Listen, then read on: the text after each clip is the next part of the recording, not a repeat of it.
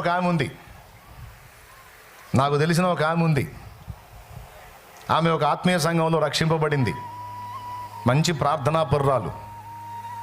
ఏదైనా చెప్పు, మోకాళ్ళు వేసి ప్రార్థన చేయటం, దేవుణ్ణి అడగడం తప్ప రెండో తెలియని తల్లి. వృత్తికి చాకలి వృత్తి చేసేటువంటి మనిషి ఆమె. అంటే ఇళ్ళమ్మడి తిరిగి వాళ్ళు ఇడిచిన బట్టలు తీసుకొచ్చి మూటలు గట్టి తీసుకొచ్చి వాక్కి తీసుకెళ్ళి ఉతికేసుకునేటువంటి పరిస్థితి, రజక వృత్తి ఆమె. కానీ దేవుణ్ణి నమ్ముకుంది. మీరు ఇంట్రెస్ట్గా ఉన్నారా? కానీ వింతైన విషయం తెలుసా, అలాంటి కుటుంబానికి చెందిన ఆమె రోడ్డు మీద నడుస్తూ వెళ్తుంటే మంచాల మీద కూర్చున్న మగోళ్ళు లేచి నిలబడతారు. రియల్గా జరిగింది.